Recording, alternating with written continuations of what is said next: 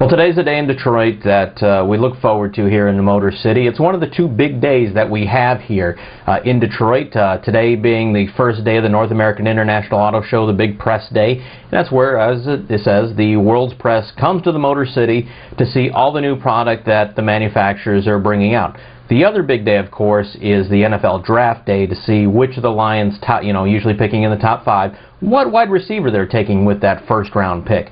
Hopefully that will now change now that Matt Millen's no longer the GM of the Lions, but that's another rant for another day and really pretty much of an old bit. But let's jump into it. We're going to take a look at the Detroit 3 today, and we'll look at what the European manufacturers had to offer for tomorrow's show. We'll start with Chrysler. Chrysler, of course, being really the weakest of the big three at the moment. Maybe the middle 2 1/4. Not really the big three anymore. But really what they focused in on was what they call their Envy line, and this is their either all-electric or gas-electric hybrid, plug-in hybrid type of vehicles. Really nothing in the standard product line they offered, and no real new vehicles coming out for the 2009/2010 model year. What we're looking at here is vehicles that we'll see late 2010 through 2012 if they're still in business. It ran across all three lines, Chrysler, Dodge, and Jeep, and let's have a look at what they offer. So here are the cars that Chrysler calls their Envy line. First off is the 200C, slotted below the 300C, obviously. A good-looking car with some pretty solid styling, although I'm not completely sure about the grille treatment. But overall, very nice-looking car. Now, the dashboard, on the other hand, is a little bit crazy. Kind of a difference between, or a combination of Xbox 360 and the Minority Report. Here's their all-electric car called the Circuit. It's a sports car, all-electric, sort of like the Tesla, except sportier. The back end has a bit of a look of the old Crossfire. And finally, we'll take a look at where the plugs in, sort of little gas filler feel. And finally, the Jeep line with the 4-door Wrangler and the redesigned Patriot. Solid offering from Chrysler. So, the real big question, of course, is will Chrysler be around in 18 months, 2 years? Really hard to say. Jeep, you got to be sure that they'll be around somewhere, whether it's in their current incarnation where they are now, whether they'll be split off since it's really about the only viable brand that Chrysler has left, and trying to figure out what would be a good home for that. And you almost think that of what's left, maybe Ford.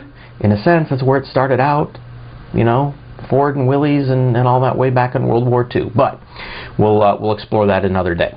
Next, we're going to have a look at GM. Now, GM, of course, is, come a long way in the last 2 years, really.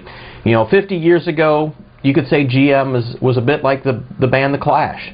They were, Clash was the only band that mattered, and in the 1950s, GM was really the only car manufacturer that mattered. They had 50% of the U.S. car market, and really everyone looked at what they did and based what they were doing going forward off of what GM was doing. Today, not so much the case. GM barely has 20% market share in the U.S. and has really come a long way over the last couple years. And really, the product line that's come out, starting with Cadillac, having revamped the Saturn line, and what they're going through with some of the other brands as well, including Buick. They've made a lot of great strides, and really we're into the perception now issue with GM, and since perception is reality, therein lies GM's problems. Now, GM has some vehicles that they'll be releasing in the next 6 to 9 months that they showed off today, along with some concept cars, and one concept car that I'm really excited about is really an absolute stunning car. Let's have a look at that. Coming in the summer of 2009 is the Buick Lacrosse, the traditional Buick falling water grille, conservatively designed without being totally generic. It has the 4-door coupe styling that's so popular these days. Nice rear 3/4, although a little bit too much like a Lexus for me. The interior, on the other hand, looks like a really nice place for a drive. The CTS Wagon is also going to be new this year, and something we don't get to see too much of here in the U.S., and that is a near luxury wagon. In fact, we see very few wagons these days, and the rear looks like it can hold a ton of room. Let's see if it can hold a big English Mastiff. Hopefully we'll get to check that out later in the year.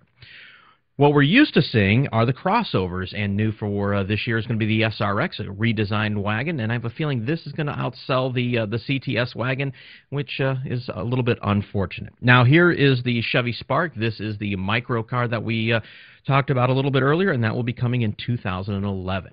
Now, here's a car that I'm hugely excited about, and this is the Converge. Cadillac has an out-of-the-park grand slam hit with this thing. It's going to be based off the Chevy Volt, so it's both electric and gas. Hopefully we'll see this thing about 2012, maybe 2013. So, GM, will they make it through? I think so. They're still a pretty big company. I can't really see them failing. They're going to pull out of it somehow. Probably still need to lose some brands. They definitely need to cut some stuff. How that's all going to end up, that's hard to say. The next 6 to 9 months will be very, very interesting for GM. Although they're saying now that they won't need money after March from the federal government, that they think they have enough stuff going on and with some cost savings that they don't need to borrow any further money from the government.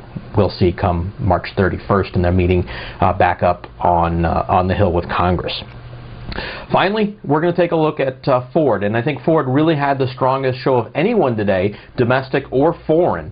A really, really good show with a lot of new product coming out. A couple really big announcements from them. Number one, the F-150 was announced as the Truck of the Year.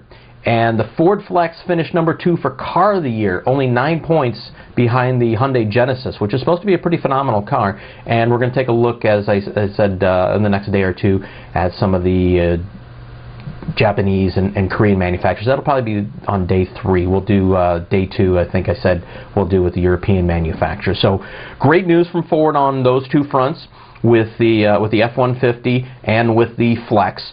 They also had a couple other really big announcements over the last day or so regarding the new Taurus, which we're going to have a quick look at, and also something I've really been excited about from hearing this about a year ago, and this is the new Ecoboost Motor, and we'll be seeing that first in the Flex, and also in the Lincoln MKS, and we'll look into that a little more in depth in a different show. But let's have a look at what Ford's going to be offering us here. Released a couple months ago was the brand new Ford F-150. It has the styling designs of the Super Chief concept from a couple of years ago, with some new and innovative things to it. A great vehicle, of course, a class-leading interior for this, and now is the Truck of the Year.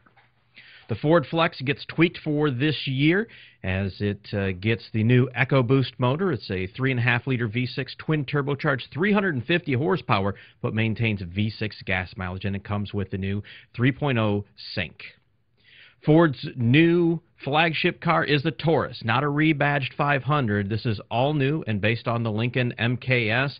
It is going to be the flagship for Ford going forward. Very strong designs, a little bit of that Mondeo look on the front, and of course, solid interior. Ford's been doing really well with those in the last couple of years. Finally, in talk of all this eco stuff, Ford still knows how to have fun. Carroll Shelby is back once again with the GT500, 540 horsepower, 510 foot-pounds of torque. And, oh, I guess if we got to sneak the eco in a little bit, yes, it gets an extra 2 miles to the gallon on the highway versus last time. So, Ford, great show. A lot of good things coming in the pipeline. I'm really excited about that Shelby GT500. Granted, I don't have the 45 grand to scratch out, or 50 grand probably to scratch out for that, but it's one of the cars that we'll be looking to talk to Ford about in the media contacts we have with them to get come spring, summer. Obviously, January in Detroit, really not the time to be driving a 540 horsepower Mustang. Anyways, that's going to wrap it up for us here today on Rumblestrip.net. Remember, stick with us, and we'll be back tomorrow. We'll talk about the European manufacturers and some of the releases they've had, and the big announcements that they're going to be doing here at the North American International Auto Show. So till tomorrow, remember, at Rumblestrip.net, if you're not living on the edge, you're taking up too much space. We'll see you later.